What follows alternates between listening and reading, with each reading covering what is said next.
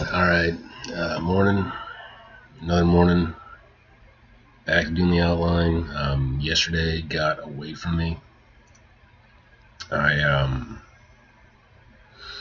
got all tied up with trying to sell my old video game systems and organizing cables and cords. And I thought I streamed Warcraft yesterday. Turns out I forgot to actually stream it. I actually pushed the button, so I was wondering why it was so quiet. No one was popping in, and I didn't get any viewers. Yeah, completely forgot to hit the launch button yesterday on the PlayStation 5. Tried getting a camera for everybody so you can see me as I'm streaming on that, and didn't. Instead, I got the big ticket item that I've been wanting to get, a Wii U. So hopefully I'll be setting up a stream in the future where I show how to mod it and pirate it and get all those illegal downloads, because ever since Nintendo kind of jacked up their prices and proceeded to make flimsier and flimsier equipment, I've kind of been like, fuck Nintendo, I will get their shit for free. So that's a future plan. I have that still in the box though, sitting aside. I don't have time for it right now. I gotta worry about writing a book and monetization and all that stuff. But the wife and I are talking about moving down to Texas. Far away, one word. Who knew? So maybe when I'm down there,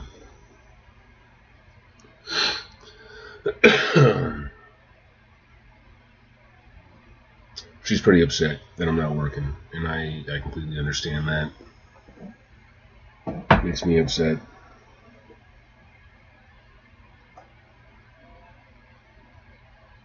That wasn't even on.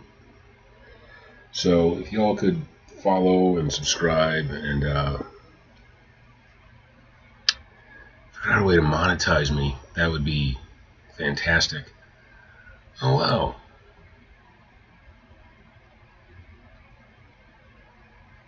Jeez. So I just turned on my external hard drive. Wow. I wonder if this works.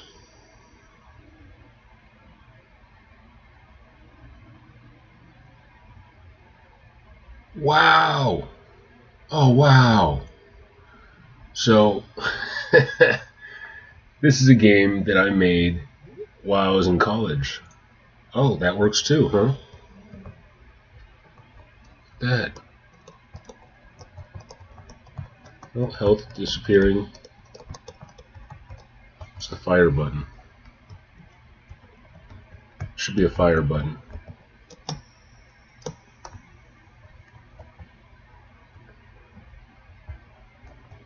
Wow, this looks so crappy. Wow, this is nuts.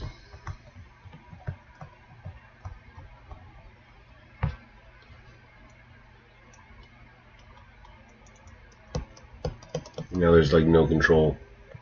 Wow. Huh. So yeah, this is something I made back when I was in college. It's supposed to be a top-down shooter. You see, it's just crazy. Oh, I keep hitting this rock. That's what's up. Bam, and I get shot back. But there's no control. I guess there is.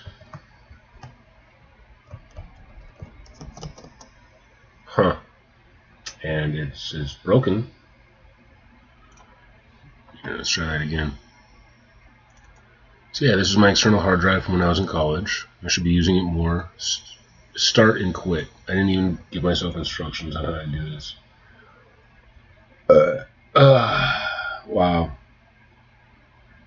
Okay. It's good to know that that still exists in the world, even if it's just here. What else is on this thing?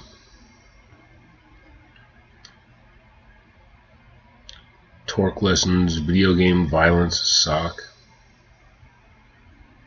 Shaders, programming class. Perfect World, my OBS recordings. Okay. Pictures.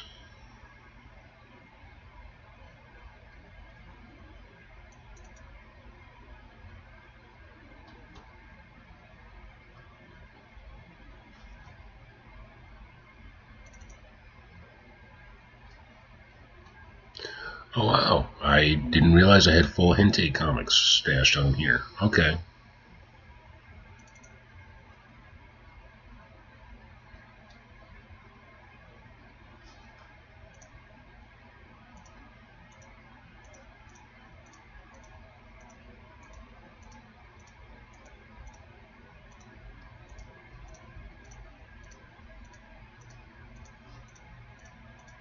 Huh.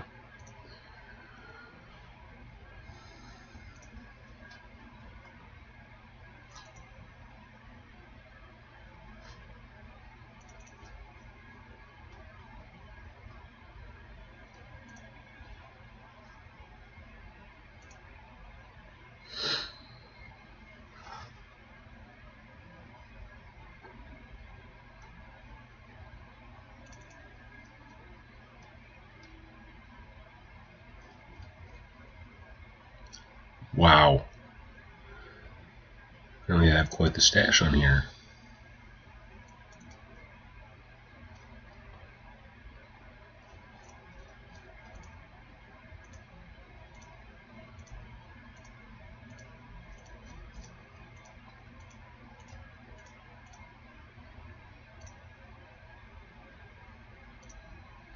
Interesting. All right.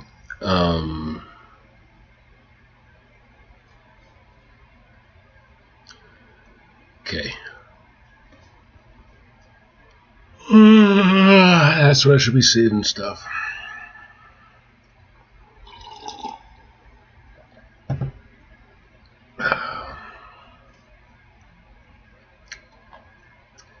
So where am I at in the outline?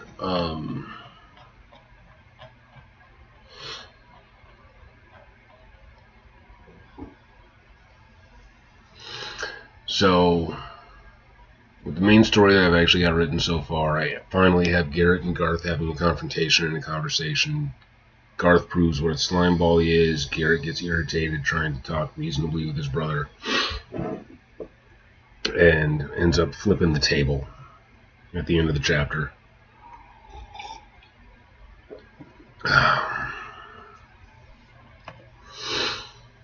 And then I have these labeled as like day 1, day 2, so I can remember the time flow. Chapter, Garrett spars with Corvin. This lets me play with writing combat. Also shows that Garrett has some skill before the actual duels. Allows conversation about Corvin's and Miri's hidden relationship, and mirrors Garrett's own hypocrisy about hiding what Arista is. Garrett determines to tell his parents. So what I need to be doing throughout all these chapters is showing Garrett's growth, him making changes internally, and how those manifest externally. Like, he has to step up and become a stronger character. He has to stop being such a witness to everything and be more of an active part. Sathrael and Paravel questioned. This covers medical evidence and description of poison. Yggdra will be mentioned on this first day. This might be the best chapter to do so, probably by Sathrael. Next chapter is Aldrich and Pomeroy are questioned.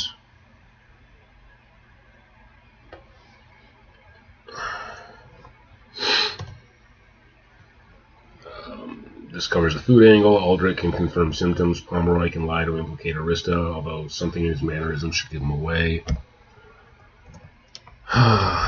Another good opportunity to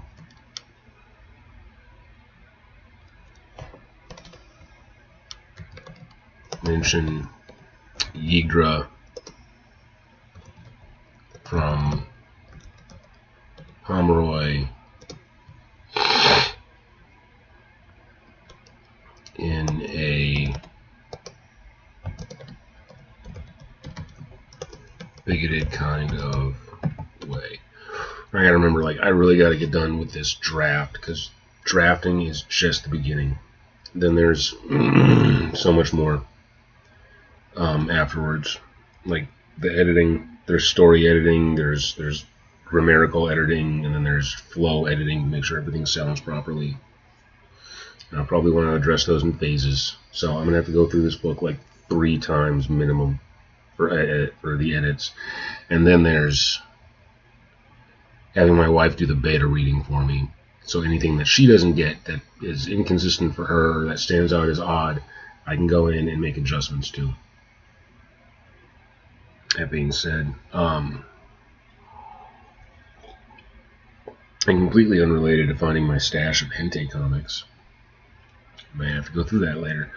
I gotta use the bathroom. Oh.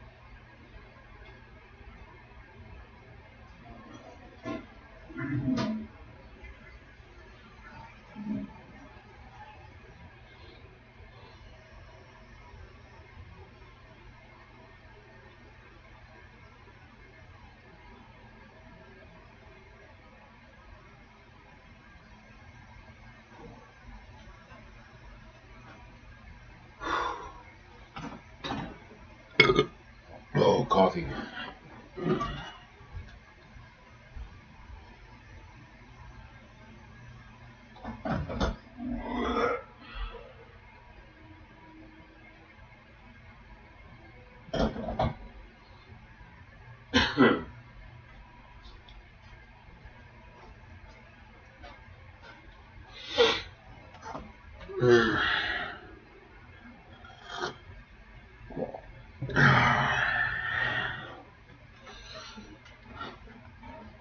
Bigoted in a bigoted kind of way. I really wrote that. Bigoted. Bigoted. There's one T. Who knew? Now we all do. Day 2.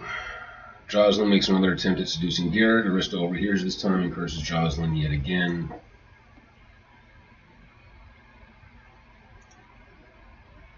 Rapsarissa has just returned from the shore and is fully charged. Blaine witnesses the curse and immediately tells her father.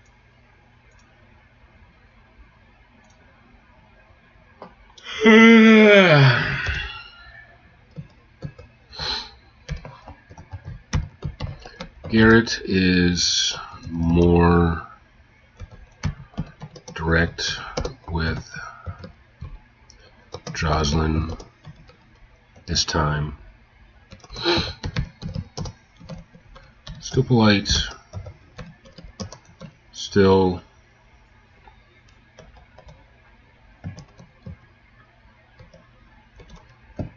apologizes, but is more firm and direct.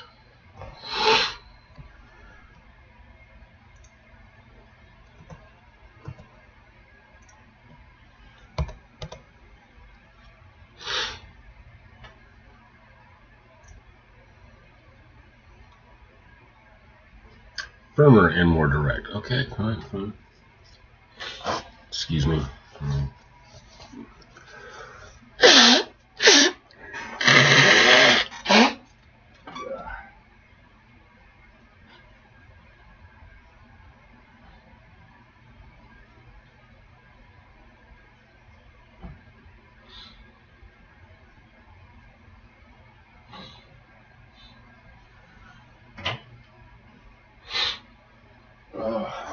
Alright.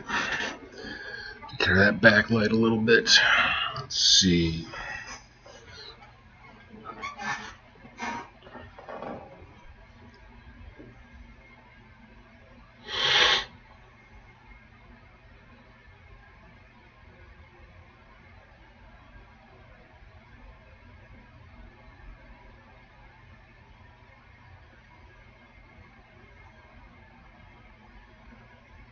Okay. I'm gonna bring this whole thing down. And Garrett being more direct and firm, that actually goes up here.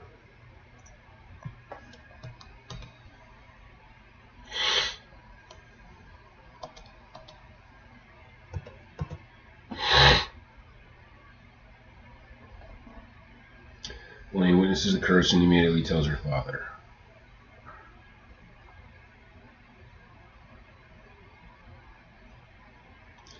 Now, the issue that I have with this bit is you want it to be kind of hushed. You kind of want to show more from Arista's perspective and Blaine's perspective. But I am locked in firmly to Garrett's point of view.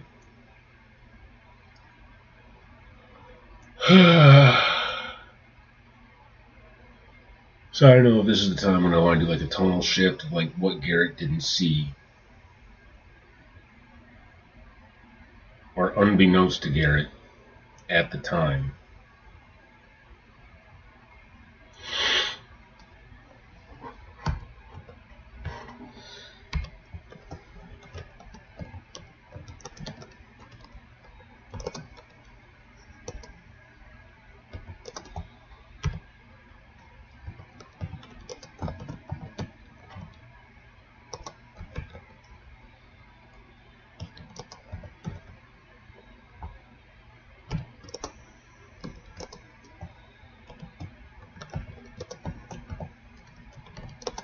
I gotta go to the bathroom again. Dang. I was wondering about that. Seemed a little bit late for how much I ate yesterday. Made a tater tot hot dish a couple of days ago for myself for the first time, and I gotta say, I made some pretty bomb-ass tater tot hot dish. I threw in peas, and kale, and mushrooms, and corn, and the soup mix on top of that, and all of that is rested on a bed of beef and just the tater tot crowns instead of just the tater tots. And it was fantastic. I ate over half of it yesterday just for lunch. And now I'm passing it out this morning. I can tell with the corn. Corn is fabulous. Not so much nutritionally, but it lets you bookmark your poop so you know exactly how effective your digestive system is. And love that. Love that. Alright, perhaps throw in a what Garrett didn't see or what Garrett didn't know. Know at the time.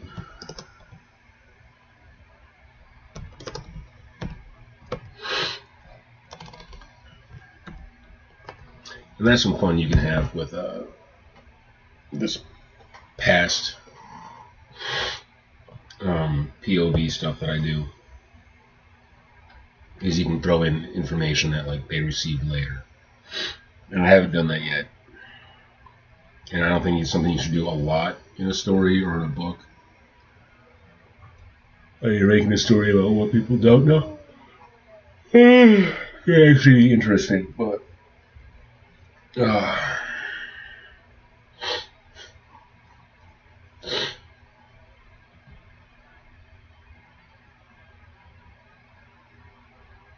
Arista overhears this and curses Jocelyn yet again. Perhaps Arista has returned from the shore and is fully charged. That would make sense. Blaine witnesses the curse and immediately tells her father. And then I got this chapter where Corvin and Dunrick are questioned. Now, Dunrick hasn't had a whole lot of parts. He doesn't necessarily need too many. I want to make sure I'm using everything for plot progression. And not, just spectacle. This allows Garth to fish for blind spots and make accusations. Dunrick should grow furious with him and curse at Garth.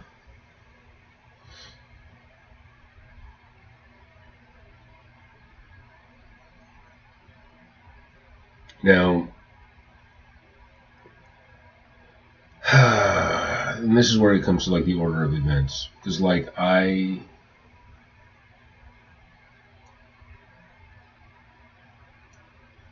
almost feel like it would be better to have the sparring between Garrett and Corvin, and then on the same day right away have Corvin and Dunrick questions. With the sparring match, I actually want that to take place after Yggdra has been introduced. That's how I had originally plotted it out. But timing becomes an issue, and like this works like instead of following the introduction of Yggdra, which was there to generate all kinds of like sexual tension and sort of ease.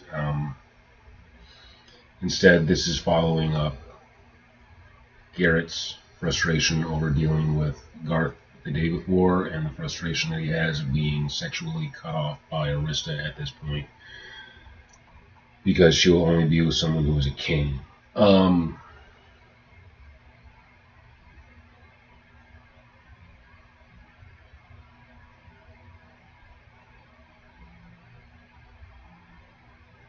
then there is the sexual tension bit where I would like to sprinkle something in with Arista in order to raise the stakes on that. I mean, right now I'm looking at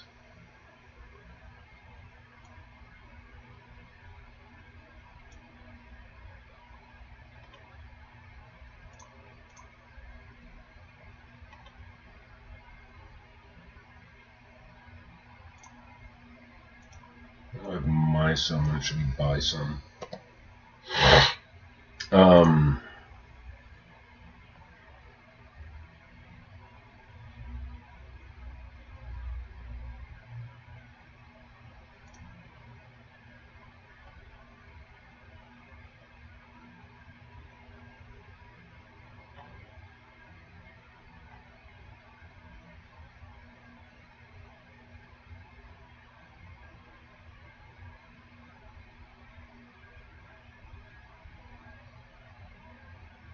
So where do I have?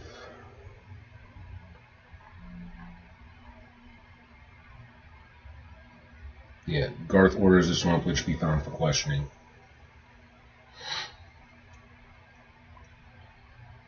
I think I want to move this up to day 1.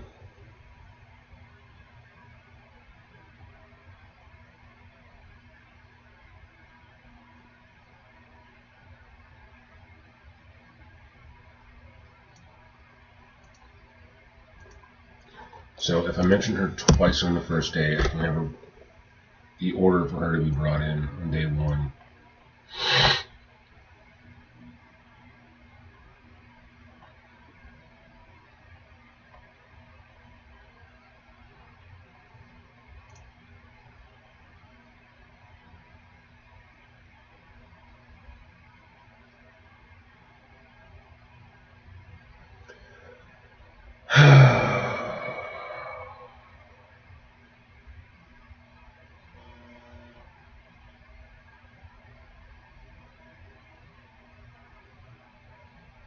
Corbin and Dunrick questions.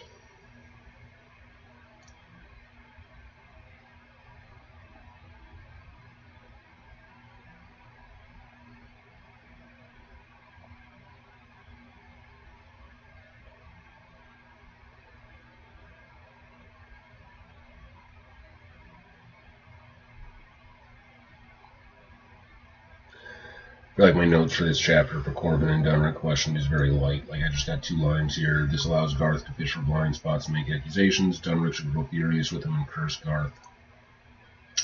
at Garth. You get into the meat of that a little bit more. And Valus and Kaline questions. Kaline. Still not sure how to pronounce her name, which is bad. I got a couple characters in here where I'm not 100% sure how to spell their names.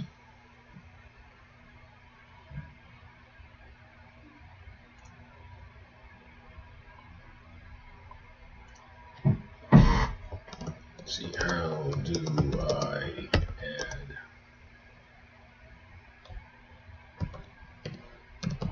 symbols above letters for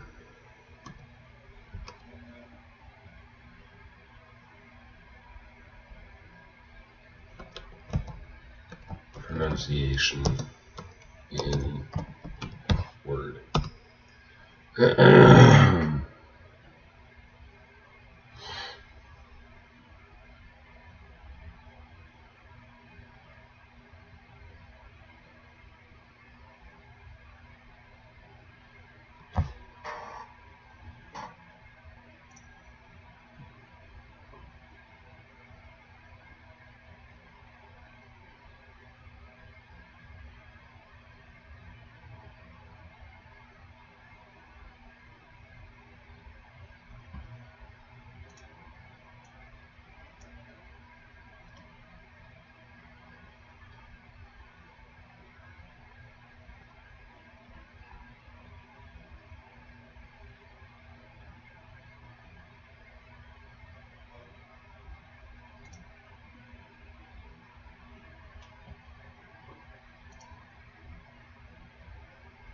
Insert symbols.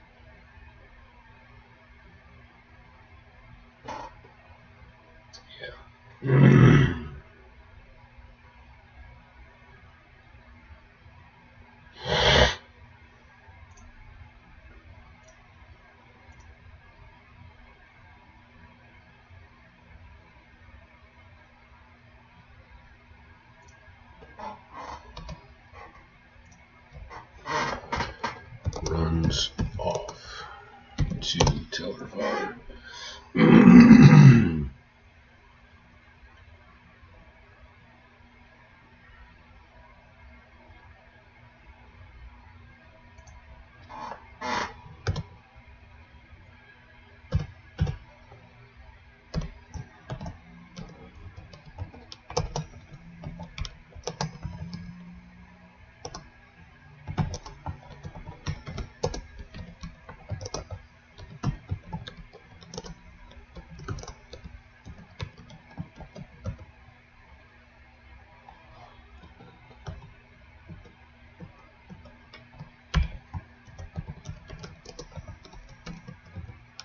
Garth shouldn't be able to resist wrinkling his top lip. Speaking to Corbin.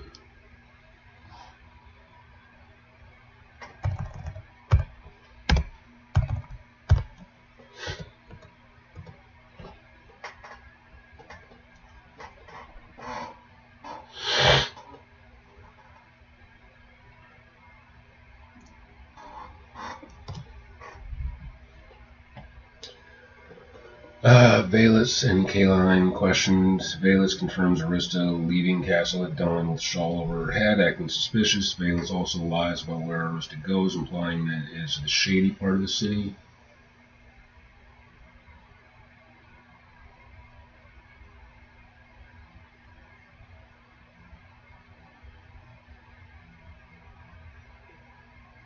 I could drop another indication.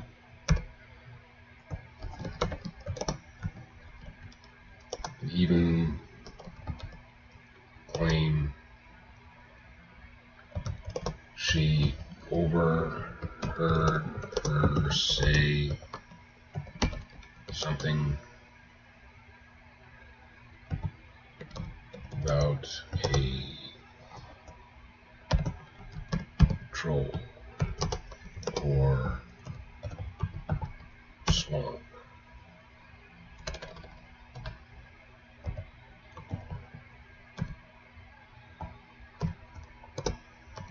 Or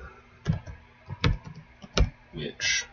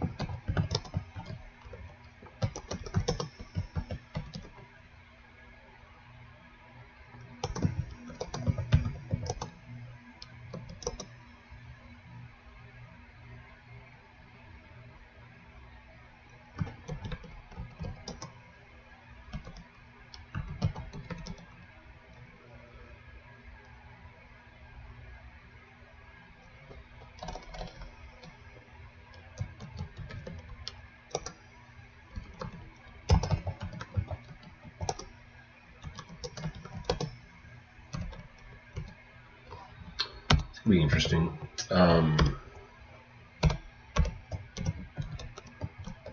Perhaps she mentions seeing some of Arista's magical residue on Jocelyn. That could actually work pretty beautifully.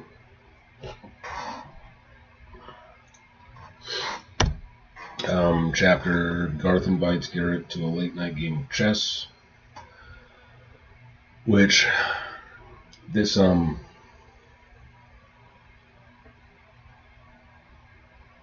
going to be chapter 9 originally, I want to say. Garth asks him to come alone, saying the two need to talk in private. When Garrett arrives, he's surrounded by Garth's family. As they play, Garth states with certainty that he will be king and Garrett shouldn't get on his bad side. Garth wins, but it should be by some unscrupulous means like cheating or suddenly changing the rules.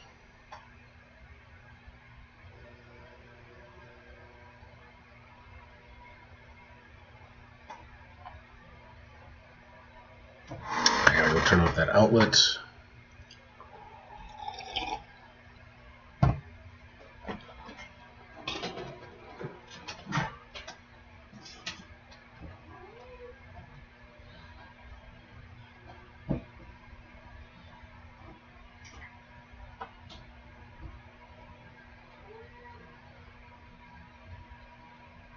Mischief. Meow. Hi, kitty. You want food?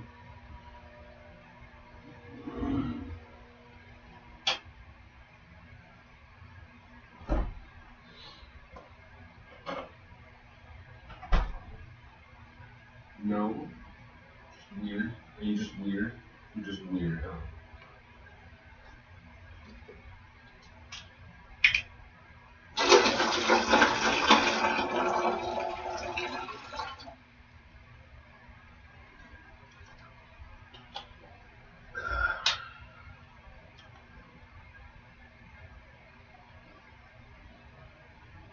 Hi.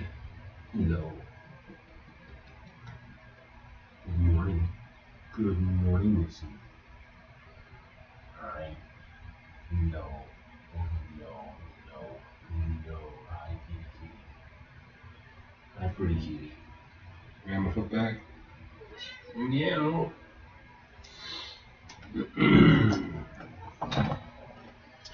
All right.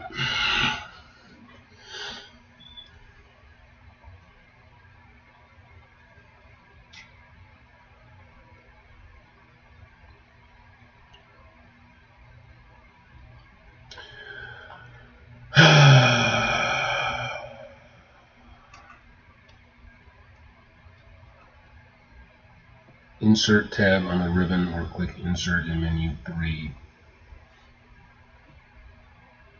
Insert.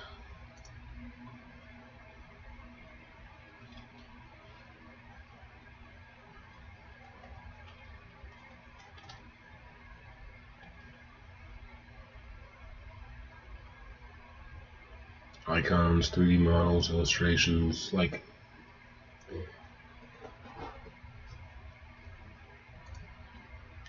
text box, click.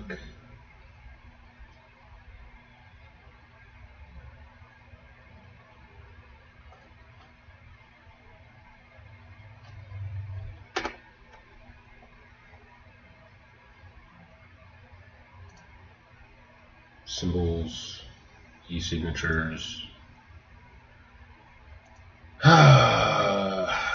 Okay.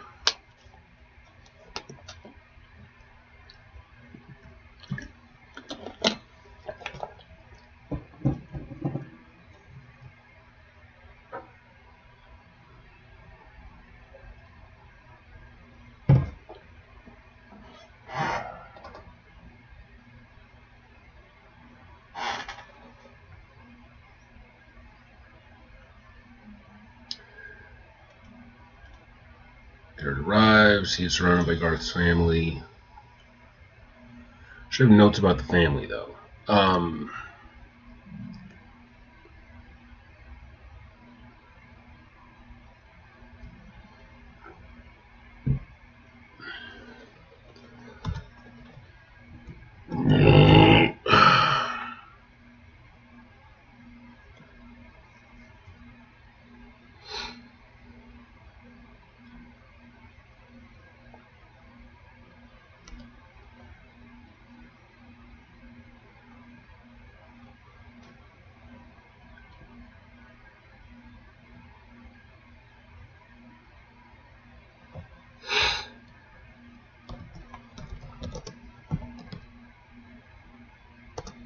They all weigh in initially, then sort of hover and lounge.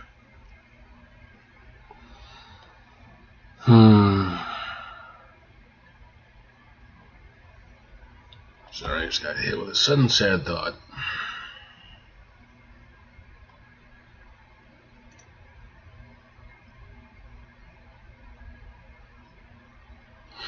As they play, Garth states with certainty that he will be king and Garrett shouldn't get on his bad side.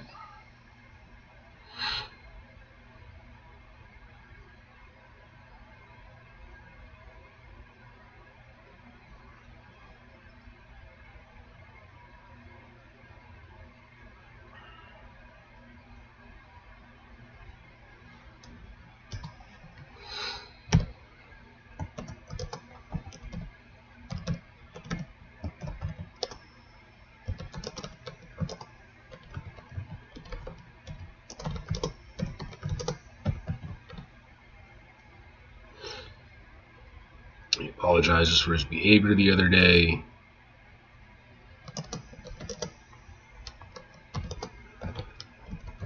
not sincerely.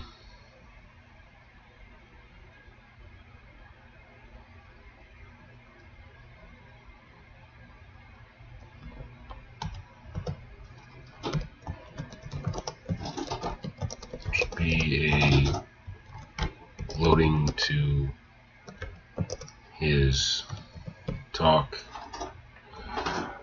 Mojo, stop. Stop.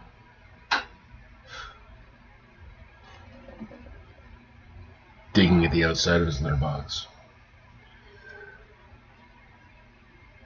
Got a very nice new litter box from the wife as part of Valentine's Day, and I don't know if I'm going to be able to keep using it. It's too small. It pees out of the edges sometimes. It's very nice though. Figure out if I can incorporate it somehow with the other one.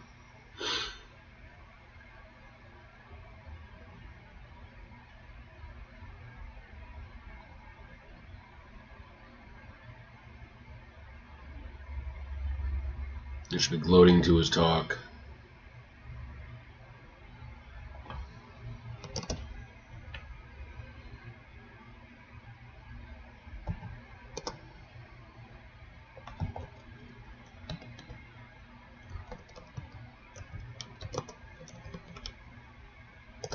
Living grin, he can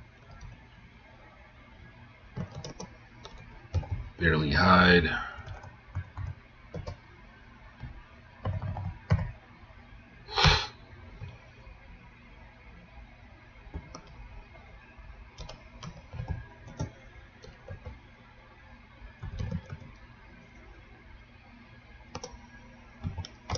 Giselle and Blaine pretend to be reading.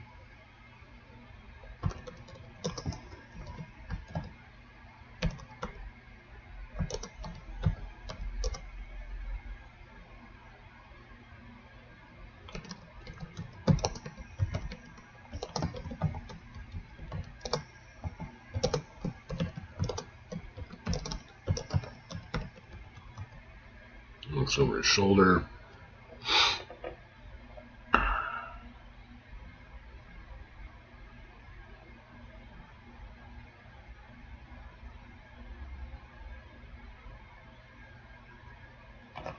How does Garrett feel when he leaves the game?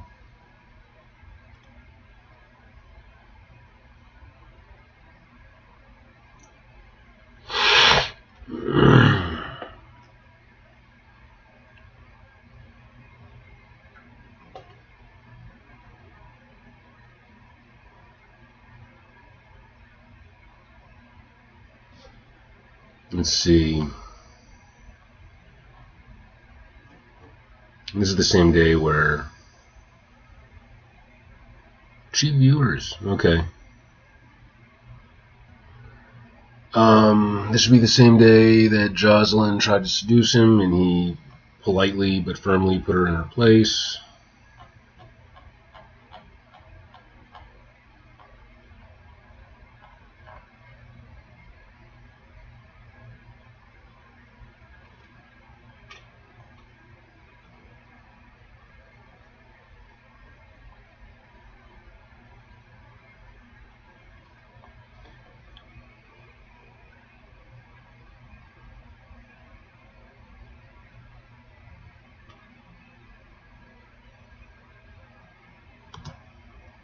How does Garrett feel after the game?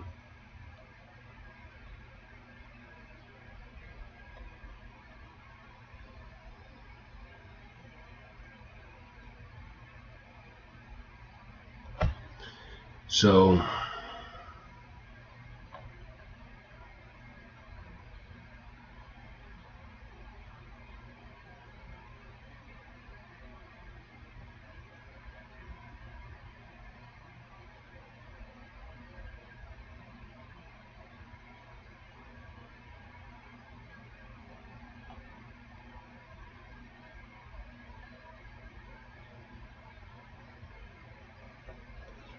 do I need another chapter before day 3?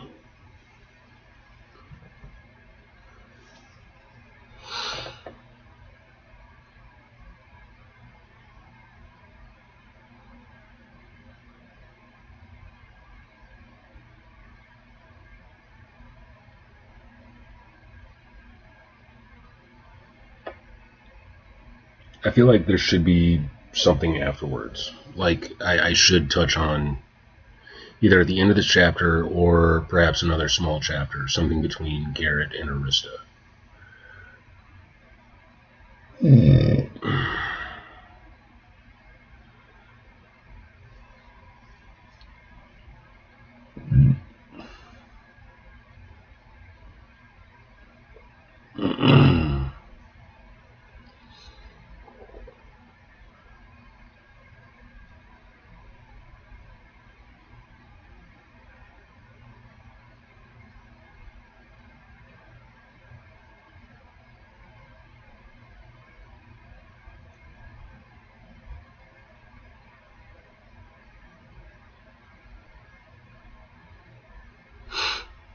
Or do I have him leave slightly drunk?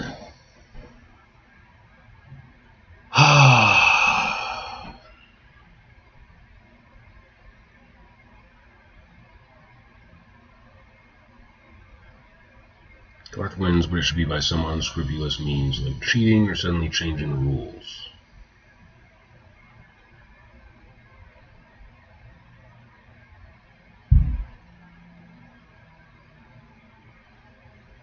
Like, I feel like some event should happen after this.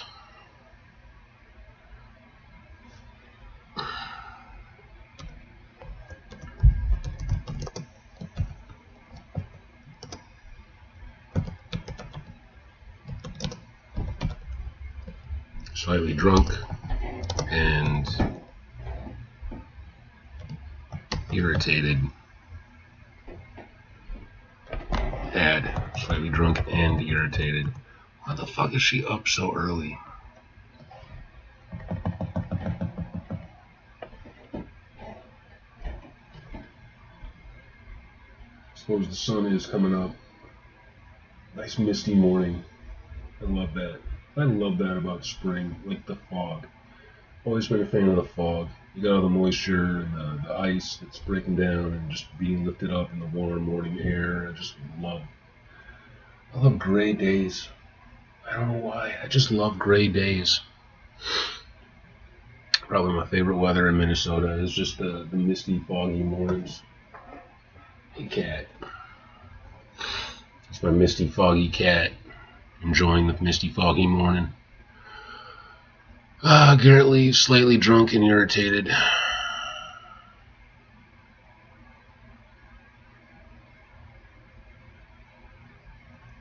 Yeah, I feel like this is a great opportunity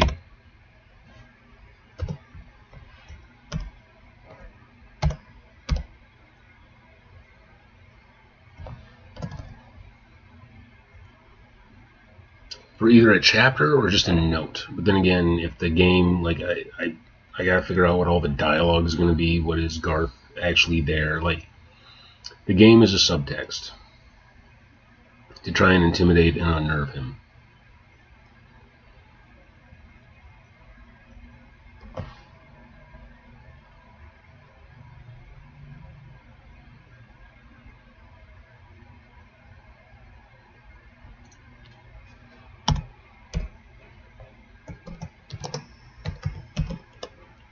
It becomes clear that this friendly game is an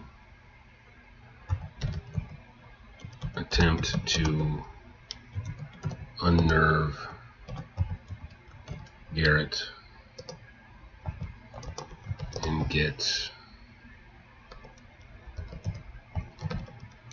information out of him.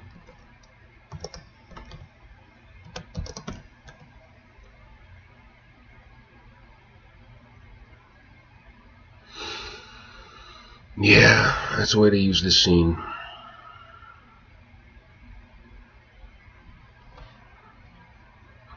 So it's a trial. It's a questioning without it be. Chapter.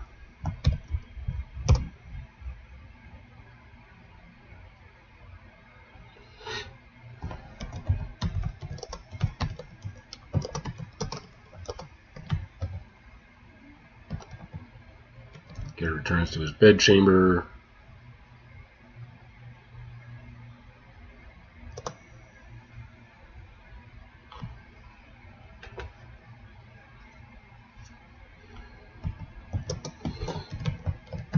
Arista presses herself to him.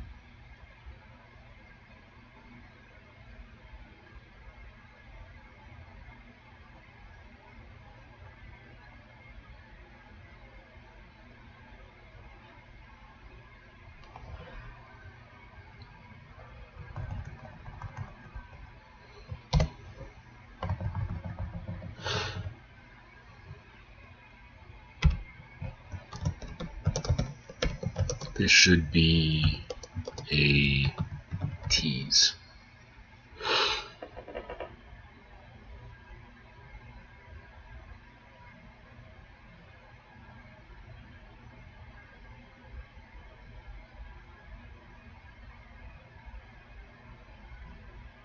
Should it be a tease?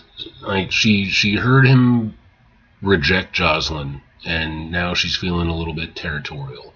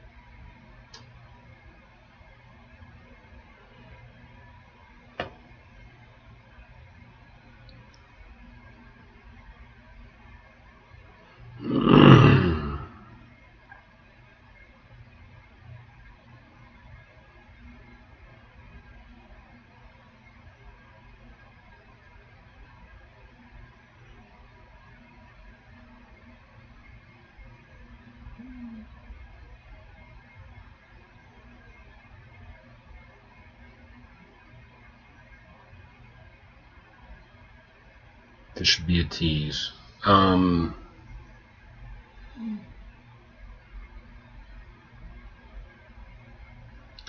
Hormonal discomfort. G Humex. Okay.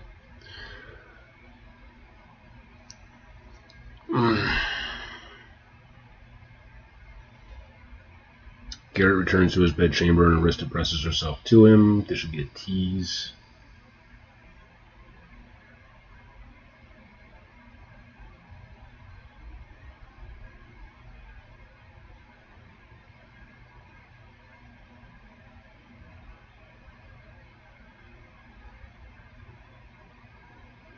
Or do I have them fight? Yeah, I don't know about this. If I actually need a chapter here, or if I just need it to be a chapter closer. Like, if I end the chapter where Garrett leaves slightly drunk and irritated, that feels like an end. Whereas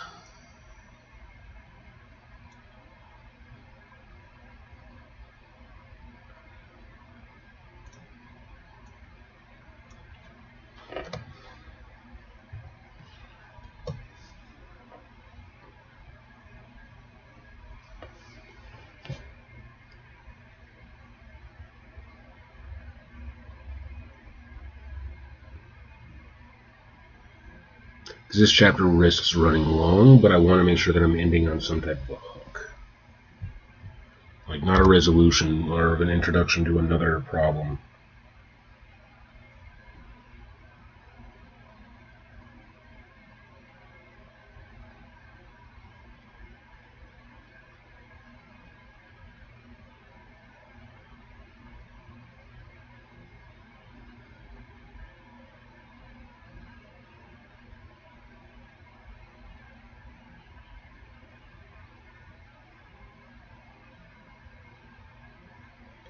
I don't know. I'll just put this in as a chapter now. If I don't like it later, I change it later.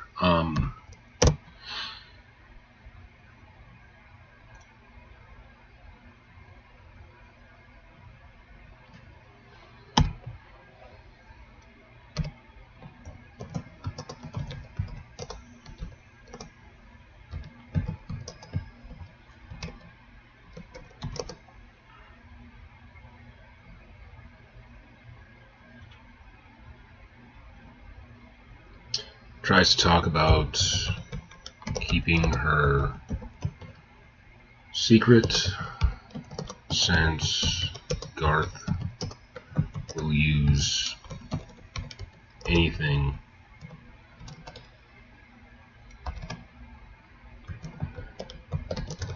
against them at this point.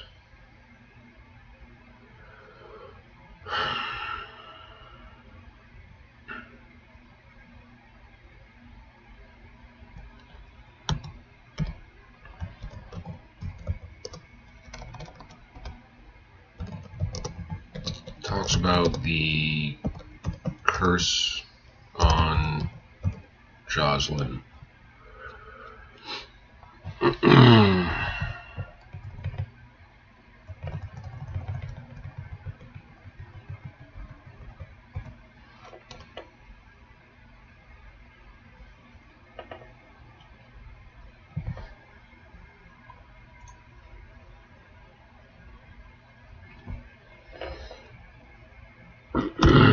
Talks about the curse on Jocelyn.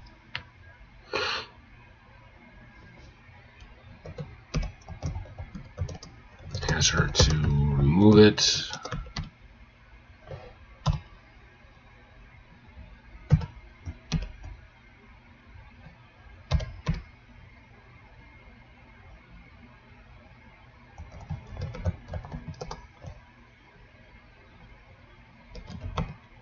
Arista claims only Jocelyn can remove the curse at this point.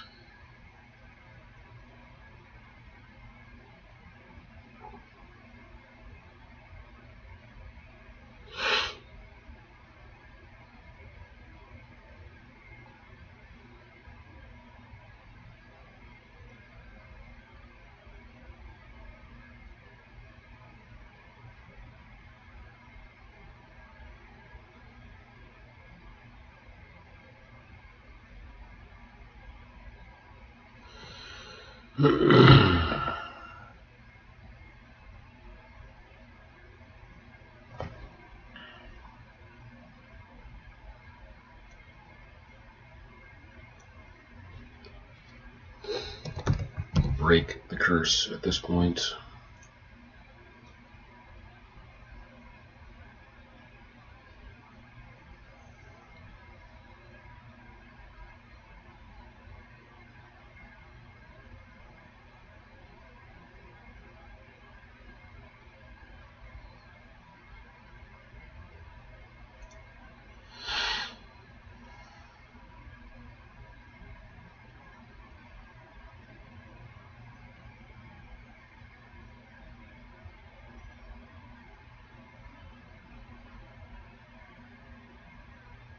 See, and that doesn't work because the very next chapter I want Garrett to try and speak to his mother about Arista.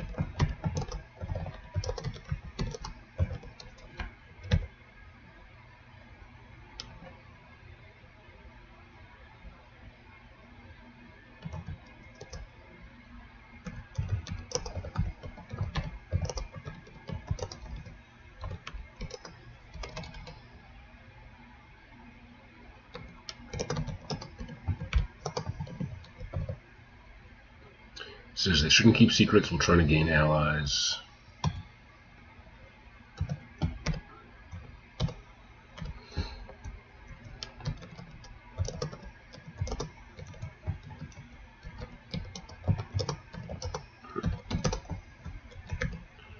Mentions how grateful she is for Miri. having a confidant.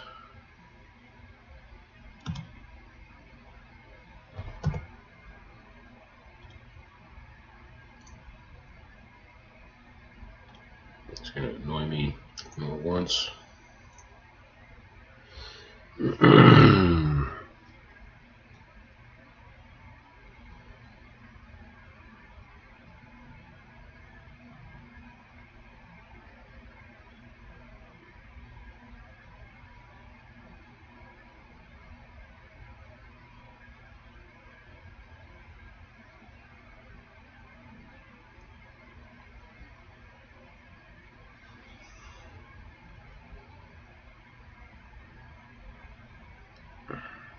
I feel like I'm just going all over the place now with this additive chapter I'm putting in here.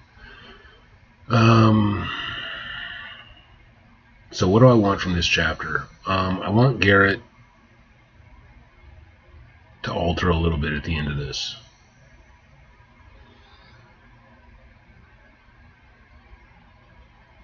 I want to soften a little bit without resolving tension. If anything, I want to create tension.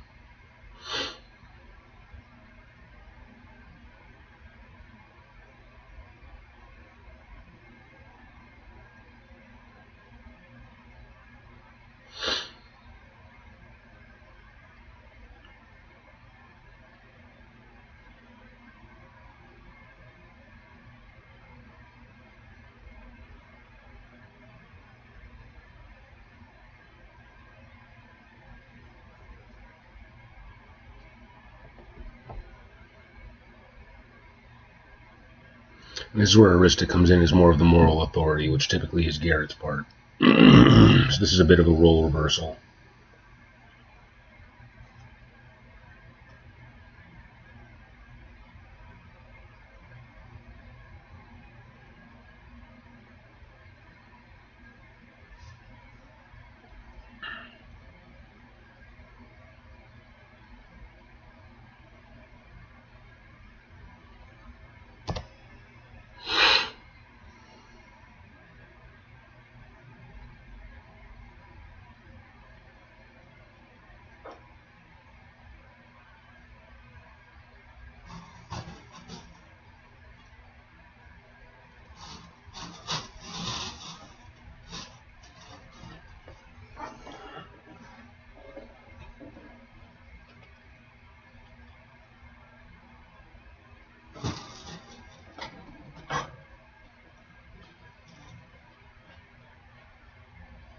What's up, bro?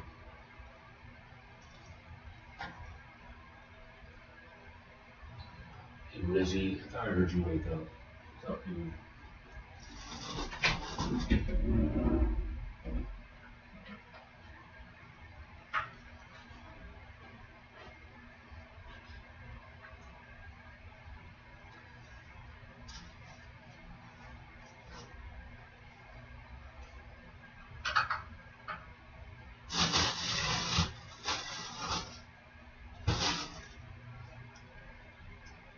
There you go.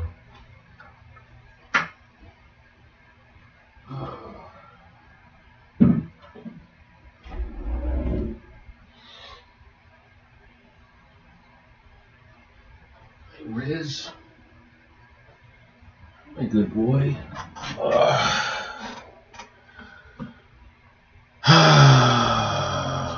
Okay.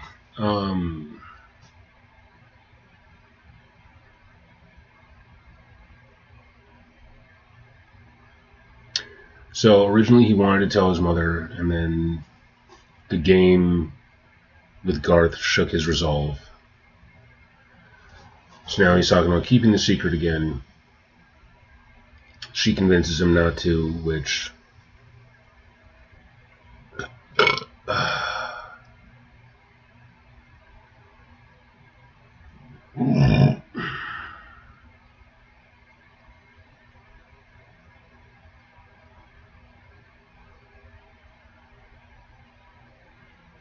So there's multiple threads going on right here.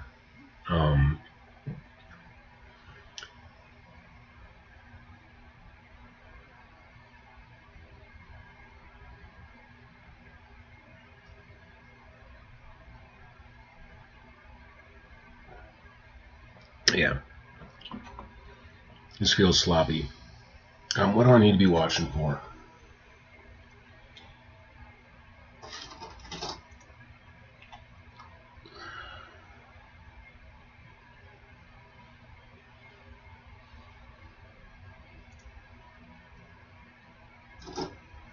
Mojo, stop. Stop. Stop.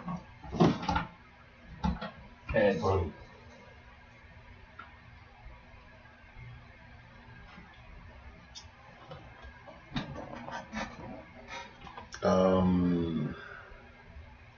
So I've created sexual tension between them. We're on day 3 of her holding out on him.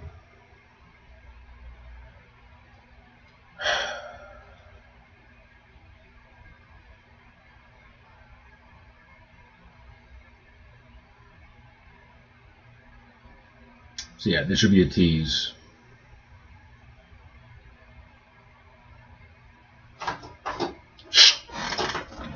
Mojo, stop. Stop.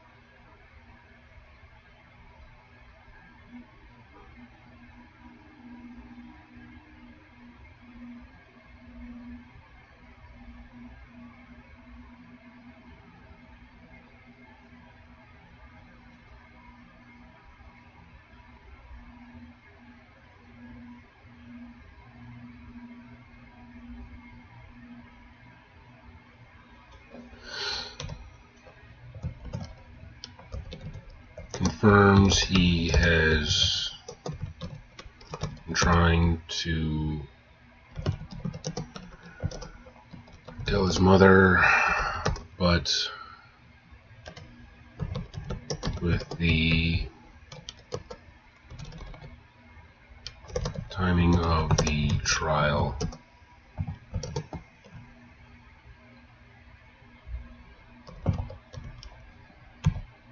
Jocelyn's interruption. Okay.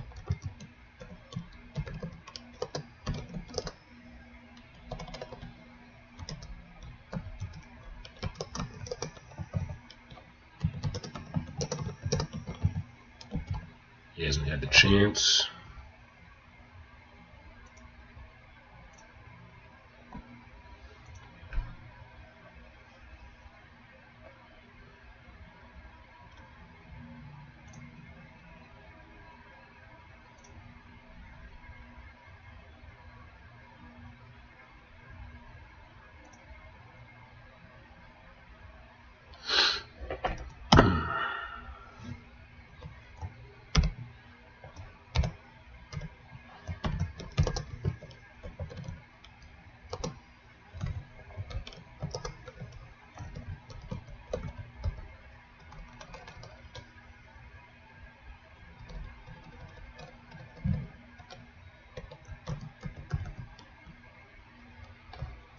Tension between them, the sexual tension.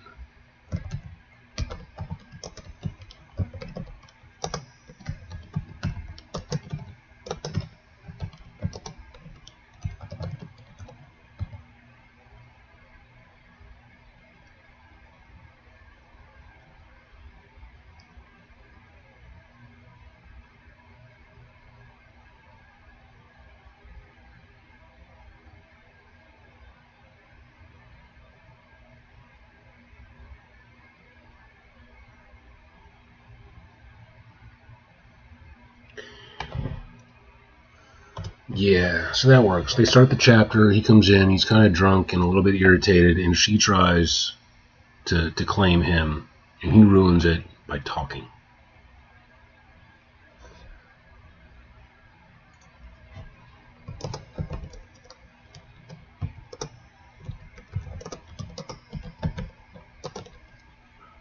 acclaim him, to reward him for his firmness that morning, and he ruins it by talking.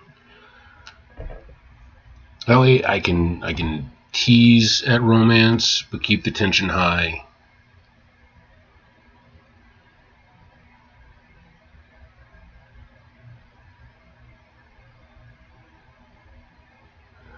Oh, I really feel like I want him to get laid in this chapter, though.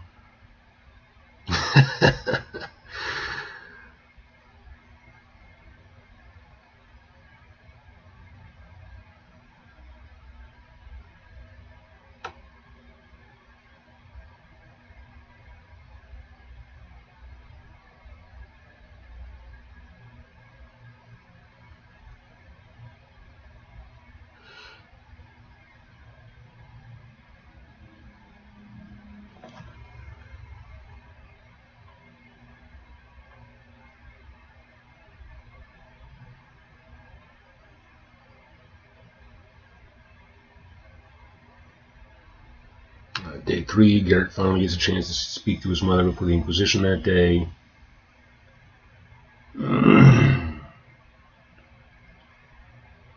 Tries to tell her the truth about Arista. The Queen cuts him off and tells him she already knows. Lists her evidence: morning swims, purple hair, singing, island rescue, showing up without a boat, poor table manners, eats with a lot of salt.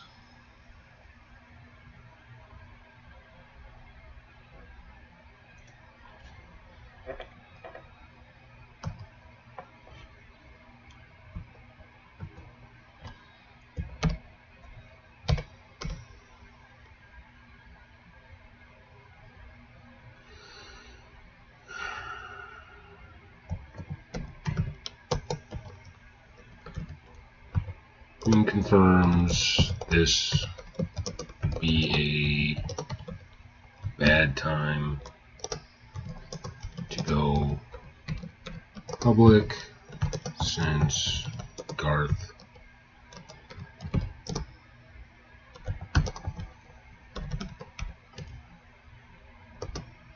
is anything he can against Arista.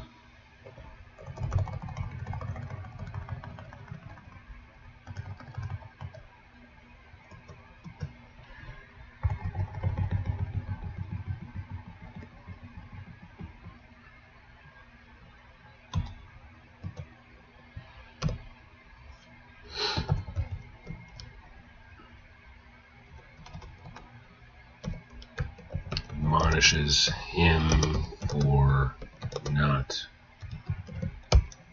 telling the whole truth right away.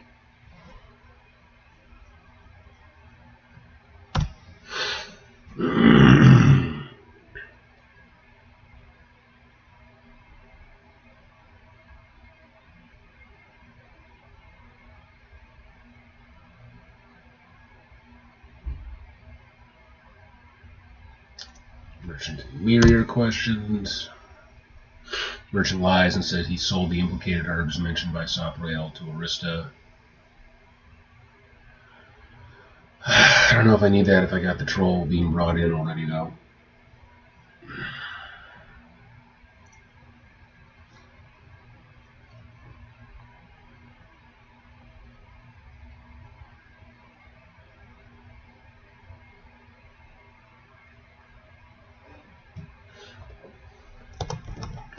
That he was cured from the troll witch. Mojo. Stop. Stop. Eyes off.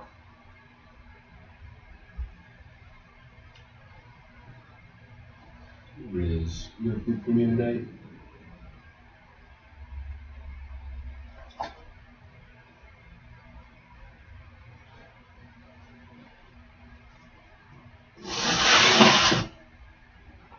Mojo. Knock it off.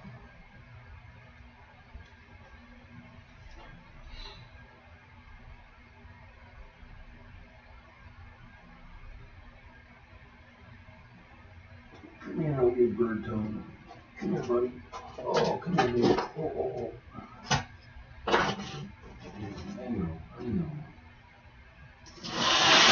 Yeah, jump starts you. Jump starts you for the day, little little tone bird.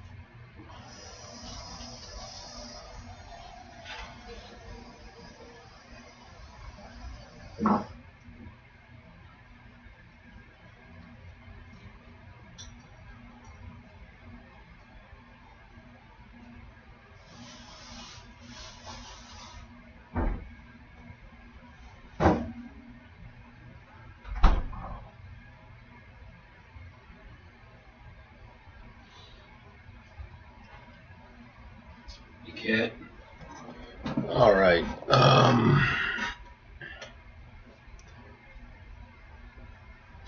I got another backlight on, but that's fine.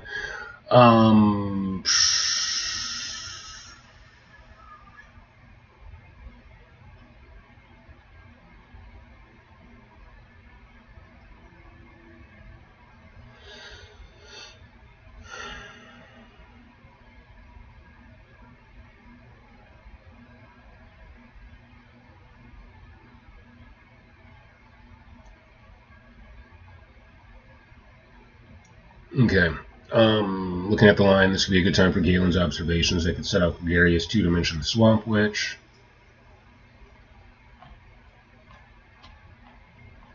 I could put that sooner.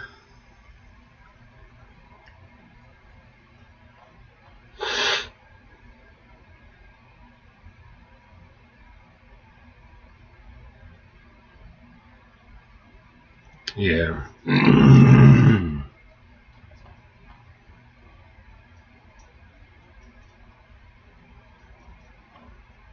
But not day one. Have her mentioned twice on day one, then again on day two.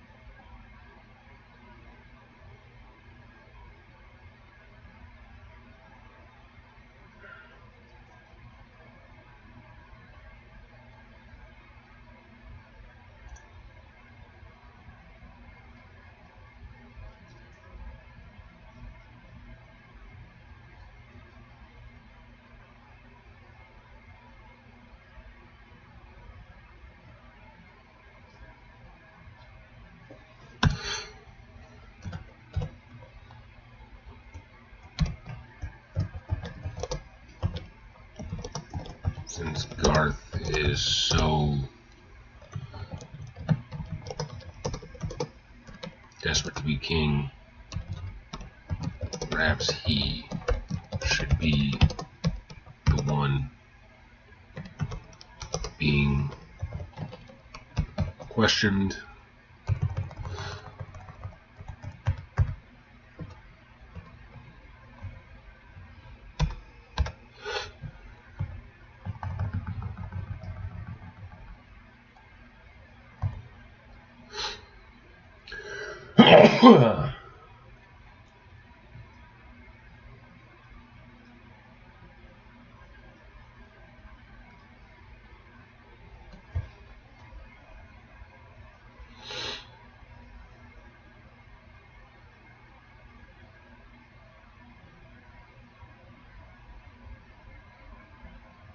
This outburst is important, because this is one of those things that I'm using as a red herring, because if Galen knows too much about it.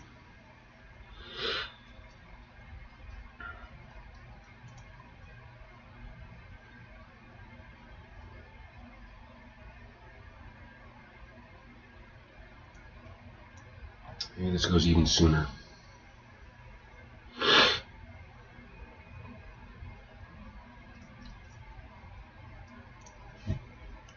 Here.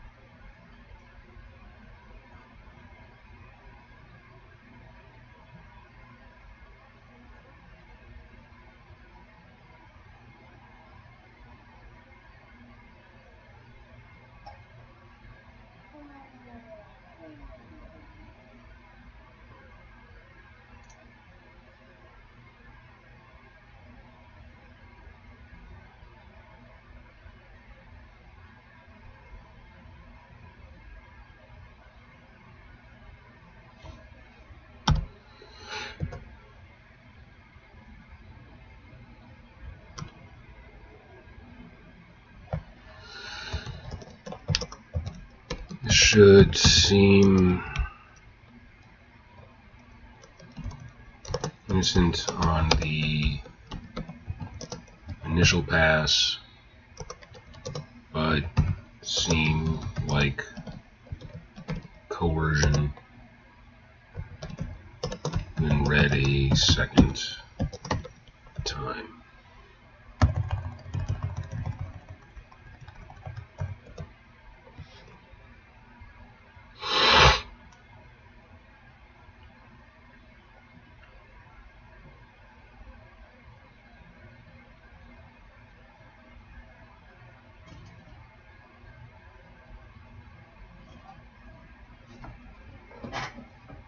Yeah, here you go.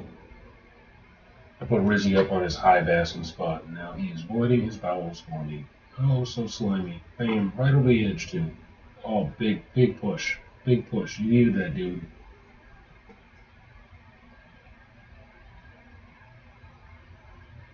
Yep, still going. That's a lot.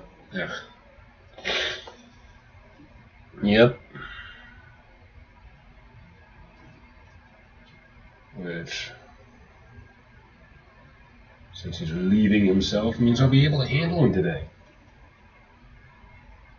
Otherwise, there's too high a risk of him doing that on me. Wow. Yeah, buddy. Try not to step in it. Yeah.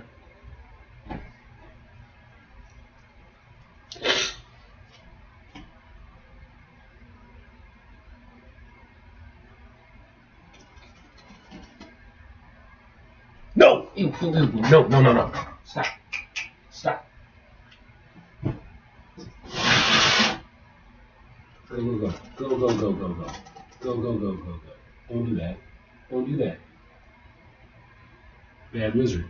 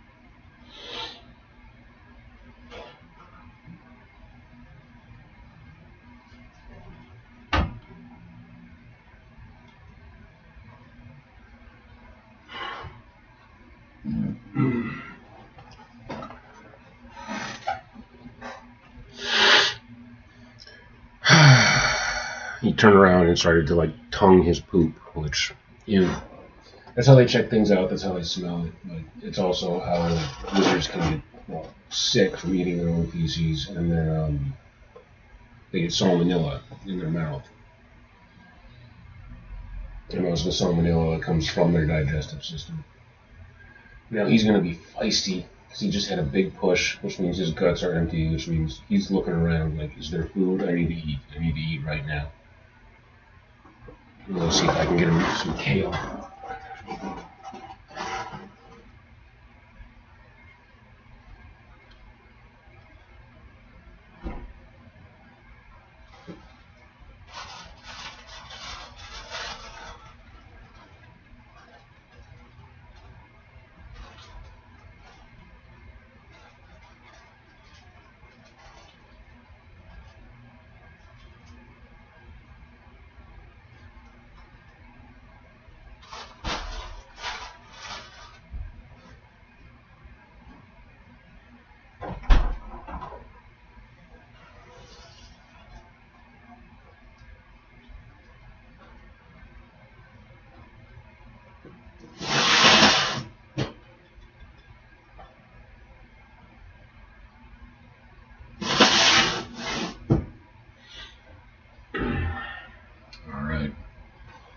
What time is it?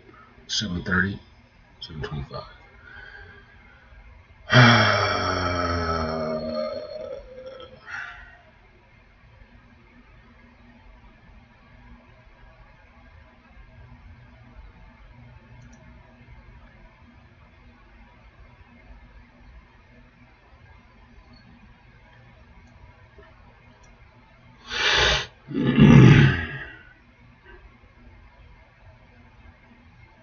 Like this chapter feels light. Day 4, morning, Queen joins Arista and Miri along with Garrett to the shoreline in the morning, along with Lady Isolde. They witness Arista's transformation for themselves and comment how lovely she is naturally.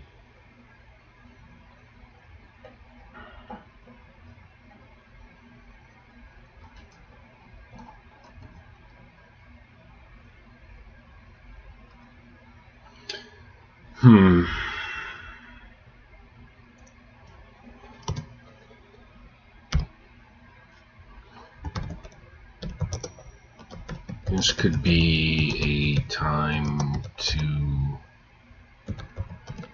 discuss the stigma around sirens.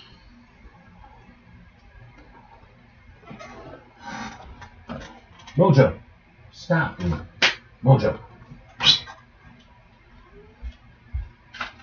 Stop it. Hi. Stigma around sirens.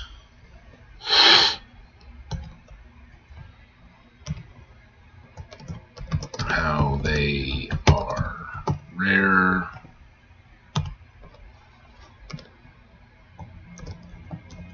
Feared.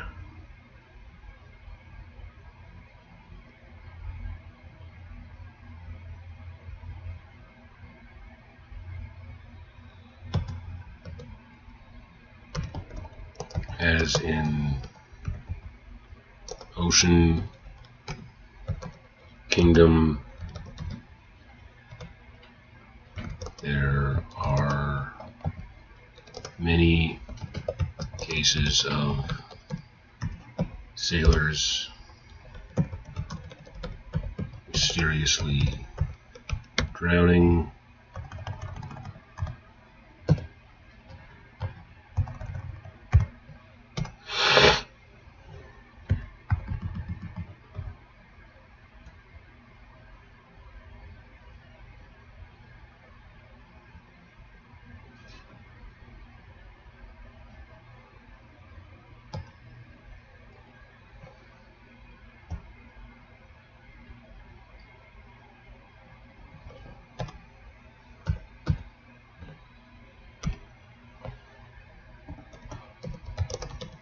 Good time for the line. I actually need my phone now. Meow. Meow.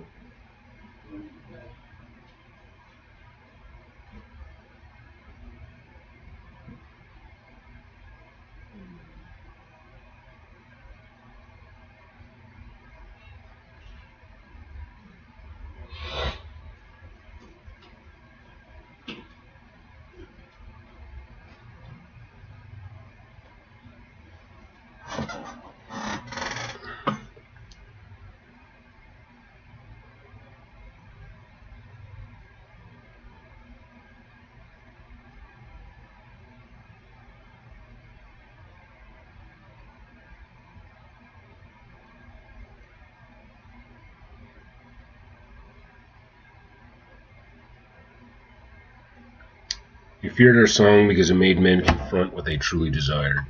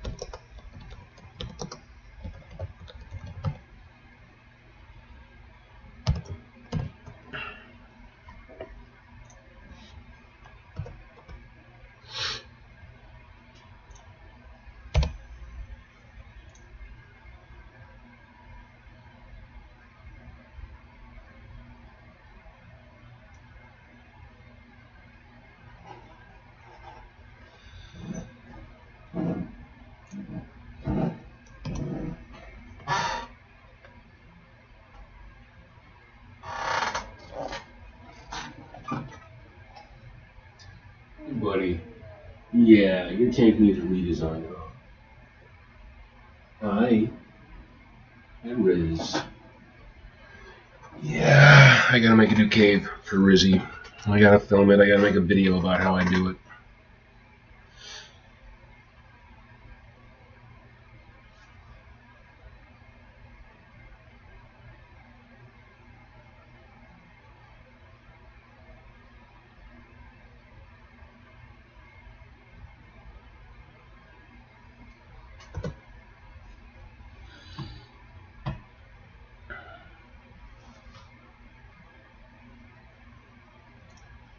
Looking at a previous ChatGPT chat that I've had where I was talking about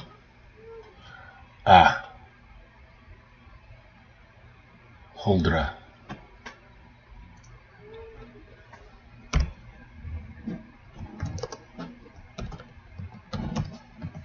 Huldra. I don't know if you can hear that, but that's Rizzy going nuts in his tank. He gets irie after a big poop, like his appetite gets up and he gets a lot more active. And so he's digging around. He might even be trying to like dig behind some of the foam backing that I have in there for a cockroach that's loose in his tank. So I might be feeding him early. Troll, Maiden, Tailkin, Troll Sylph, Troll Fae, Mistail, Huldra, folklore inspired, traditional term for Scandinavian myth for an alluring forest spirit with a tail.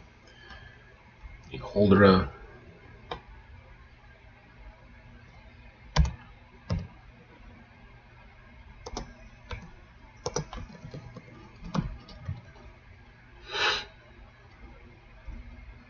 Folklore.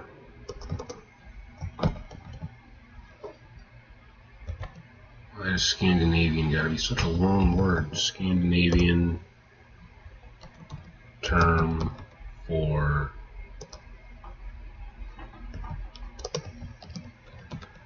alluring forest spirit with a tail. Here it is a genetic anomaly of a troll born with incredible beauty and magical power.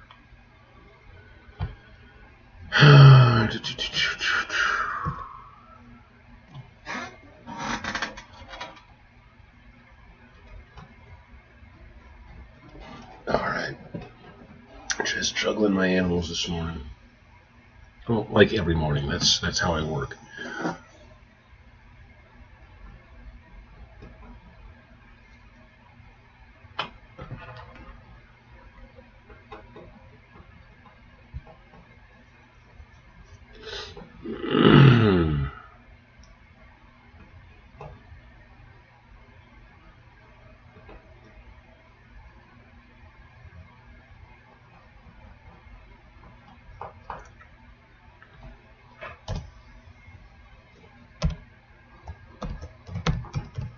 Flirts with Arista and Garrett at the same time.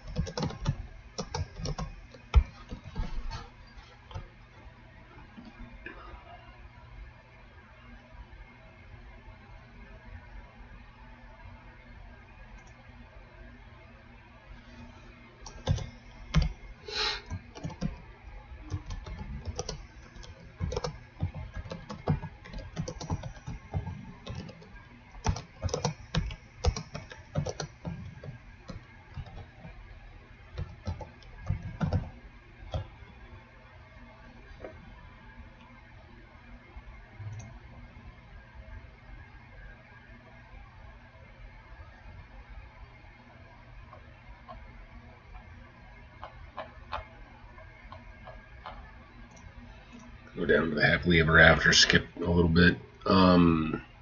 Happily ever after chapter.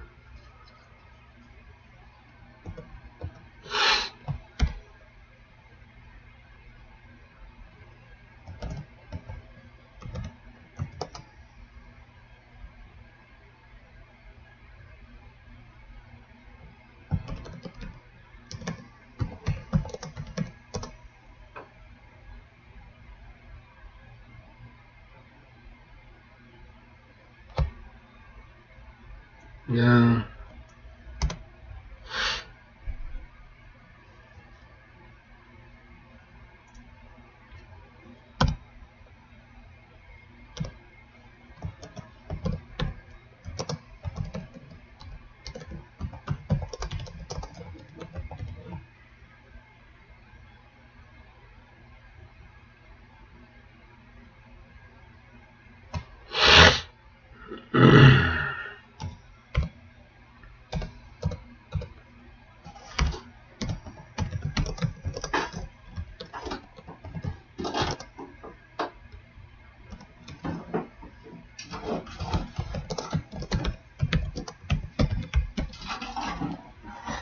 Mojo!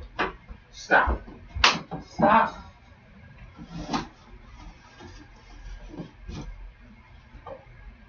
There. There. Knock it off.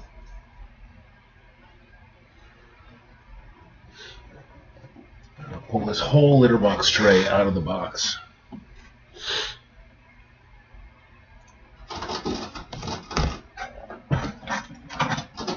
Mojo. Stop. Stop. There. That's not how you use a litter box.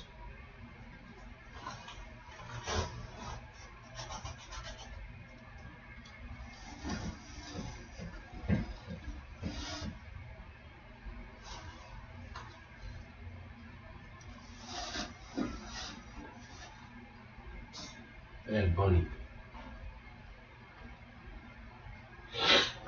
Might just be he was out of hay in the box. Now maybe we'll be okay.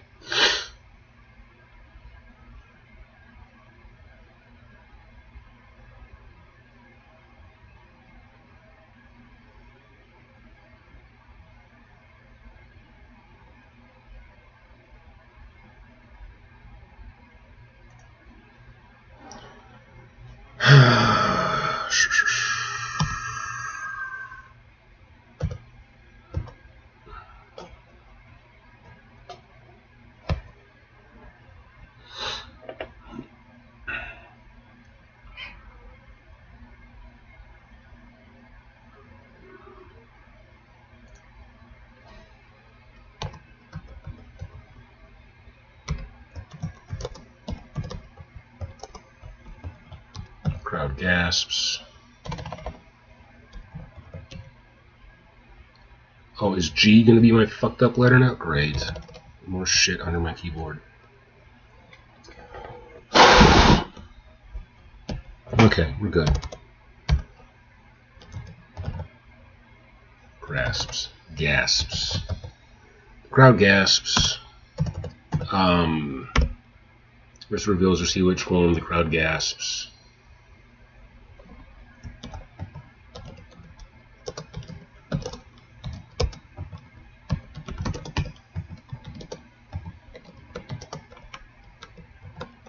About unique species.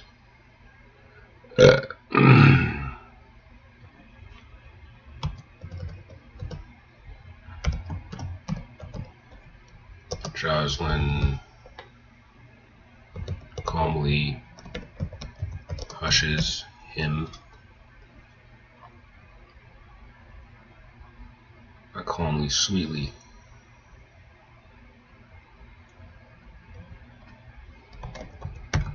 Sweetly hushes him. Garrett is officially crowned at their wedding.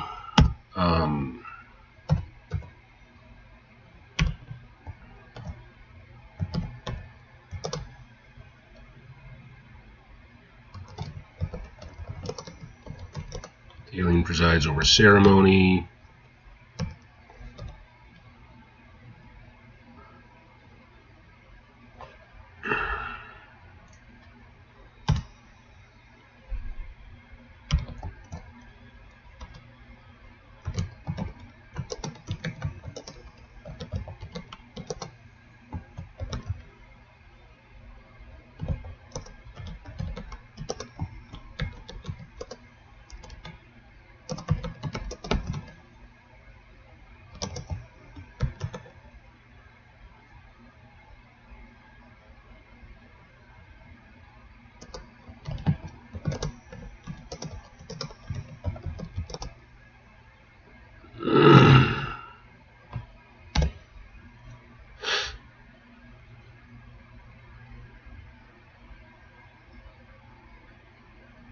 this might be 2 chapters here.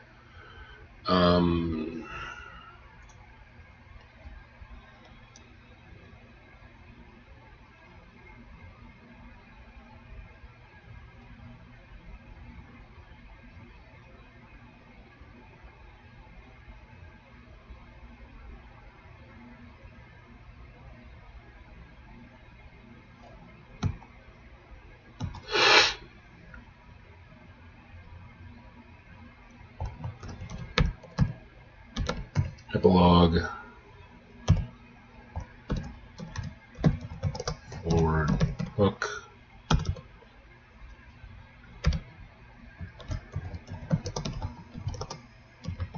here's it past. Kingdom is happy with their mermaid queen who controls the weather and the tides.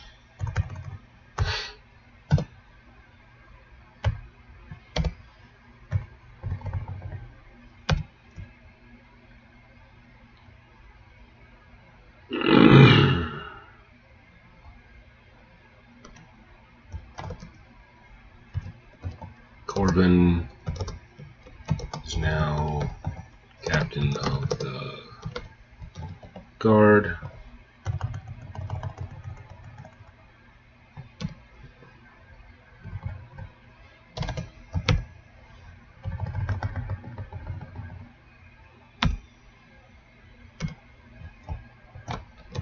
Miri is now the lady of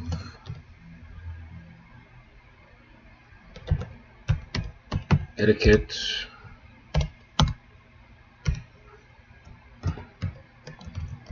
Albrecht still hasn't retired.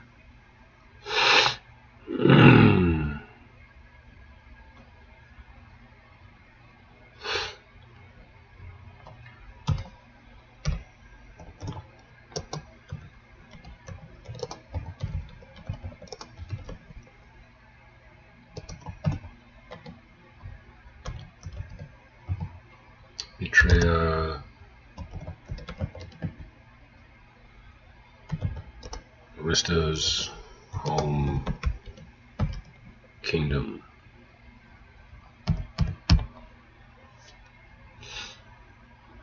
Okay. I feel like I got more done today than I did yesterday. I feel better about today. I've been doing these seminar class things with Robert Hall during the day. It's like 3 hours of listening to the dude talk, but it's inspiring. I haven't been doing the homework. I'm confident I'm not going to be like continuing on with the program, but I do feel like the little bit that I'm getting just casually listening to it is helping to motivate me a bit, and I definitely need my motivation to get up and work on this every single day.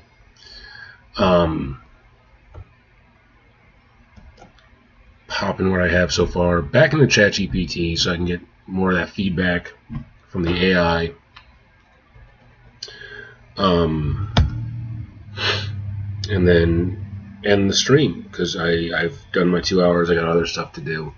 Today I will be, I don't know if I'm going to be doing my Warframe stream probably after I donate plasma today because I got to take care of my animals. I got to shower. I got to make sure I'm ready to face my day, and then if I'm going to do the Robert Hall thing, I might have to charge up headphones and use my phone while I'm there.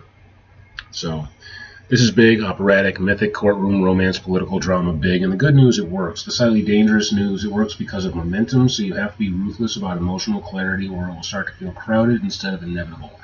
I'm going to go through this in 3 layers. What is absolutely working, where you risk overload, surgical refinement that elevate it from dramatic to epic. The escalation curve is clean. What is extremely strong? The escalation curve is clean. Day 1 to 2, suspicion and manipulation. Day 3, power tension. Day 4, revelation of truth, private with Yggdra. Day 5, public fracture. Day 6, personal confrontation, the duel. Day 7, mythic restoration. That's a proper rising arc. Nothing feels randomly placed. The thematic mirrors are sharp. You have hidden love, Corbin and Miri, hidden identity, Garrett and Arista, rule manipulation, chess, law manipulation, Yggdra's arrest, magic feared, desire feared, mercy chosen, power withheld, public prejudice, private knowledge. This is cohesive storytelling. The mother already knowing, that remains one of your smartest choices. The salt, the singing, the boldness arrival. It humanizes the queen while making her politically formidable. Keep every one of those details. Now, where you're in danger, not structurally, emotionally. You have multiple climaxes stacked close together. Arista's near storm in court. Shore transformation in private. Yggdra interrogation. King admonishing Garth, public healing and reveal, duel, near execution drowning scene, King deathbed, ocean procession, final healing. That's a lot of big moments. Readers can only metabolize so many seismic events before impact dulls. So we want to stagger emotional intensity carefully. It's definitely going to be something I hopefully get like in the edit. Courtroom storm. Keep it restrained. Underwater pressure, magic thickening air, Garrett grounding her. Do not let this feel like a spectacle yet. This is tension. The spectacle comes later.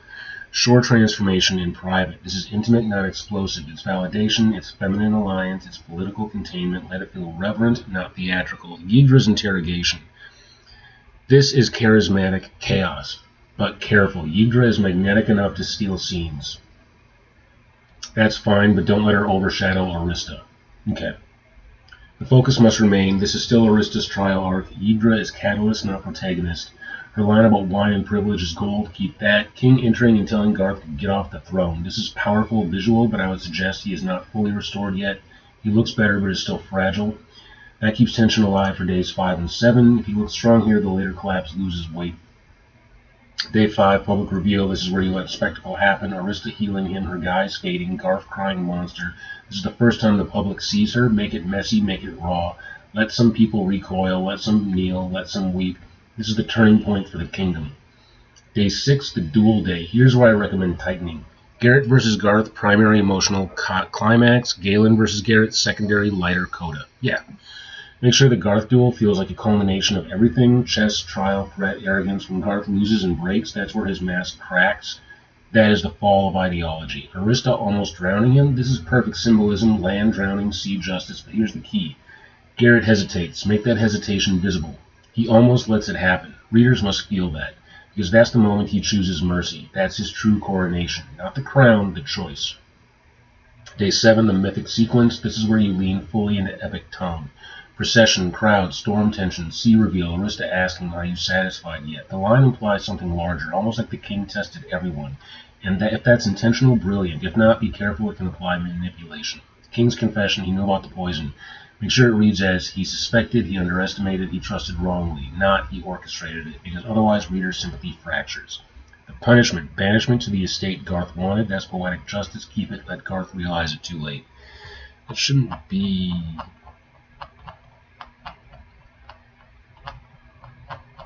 It's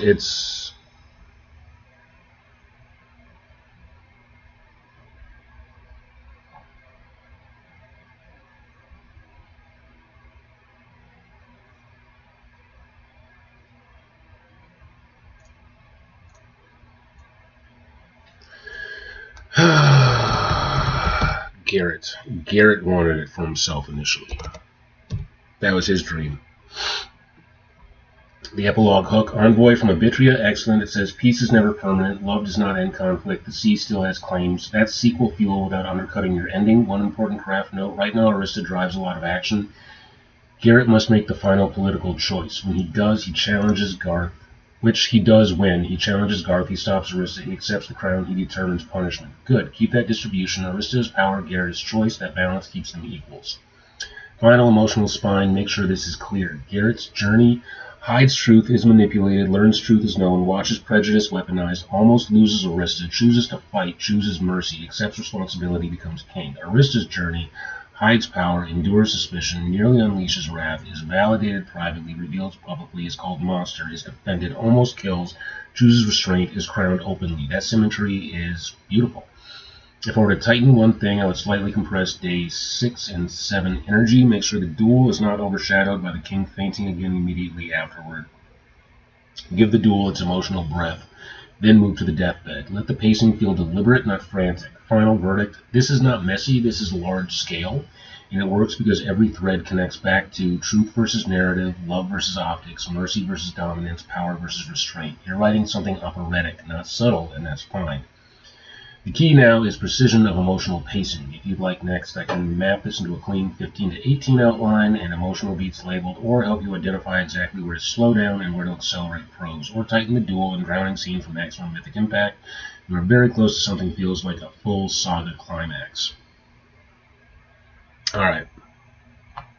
So yeah, this is about 2 hours. Just boom, hit 2 hours on the stream so far, including all the animal interruptions, which are a part of my life and a part of this stream. If you don't like critters, this is the wrong channel for you. Even though none of them actually appeared on the camera today. But trust me, they're real. I'm not just chasing delusions in my head. That's what the writing is for. Yeah. So I feel like this is good. The next thing that I need to work on is doing yet another outline, except doing the outline just for the next chapter that I'm working on, which is the duel between Corvin and Garrett. I still feel, I don't know, I was convinced my next chapter was going to be getting into chapter, 6, according to my original outline, probably on, 15, 20, or something at this point. But now I feel like that has to come before it, even though I really liked the idea of just going right into the trial and Sothrael's cold monologuing and explaining of the poison. But the duel between Corvin, not the duel, the sparring between Corvin and Garrett sets up so many things in this final section. It shows Garrett has sword fighting ability.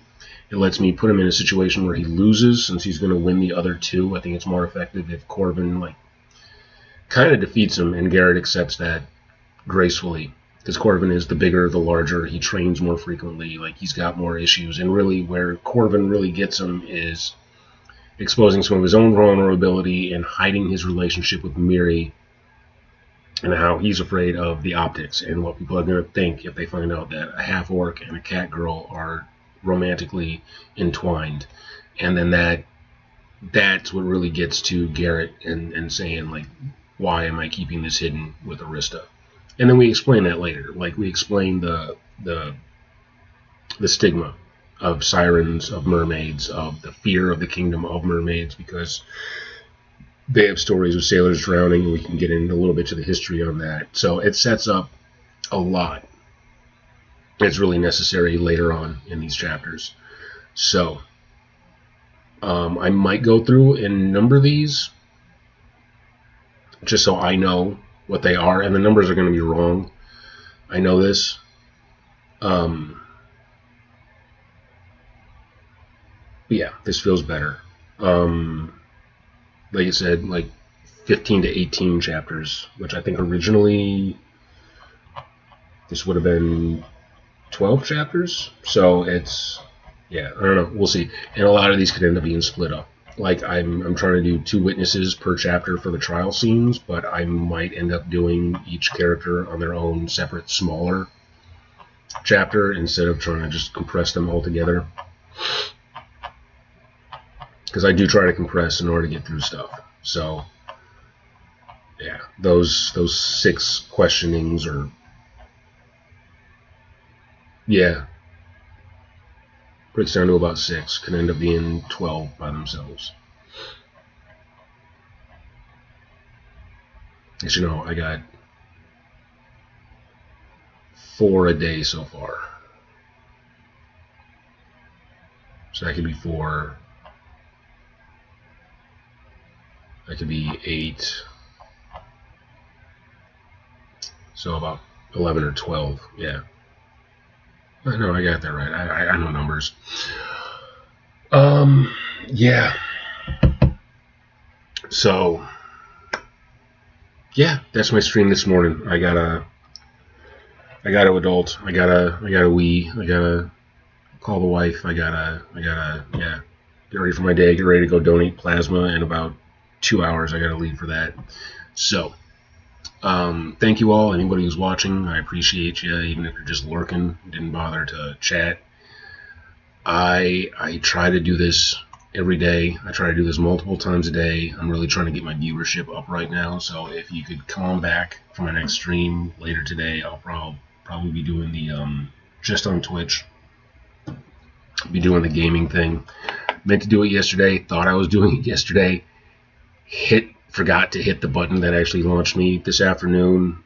If I'm not too sleepy, because again, donating today, that always makes me tired as hell. I should be doing art at some point in the afternoon. If you could join me for that, that'd be fantastic as I work on redoing the cover for the first book. And yeah, and then just keep going with this. It's like, I want to get this done. I want to get this book done, this draft done this month. That's a definite goal for me.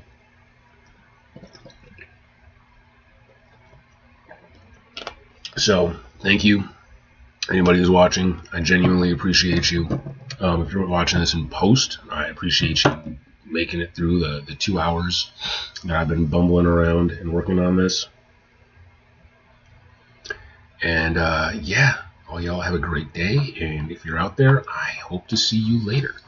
So, peace out.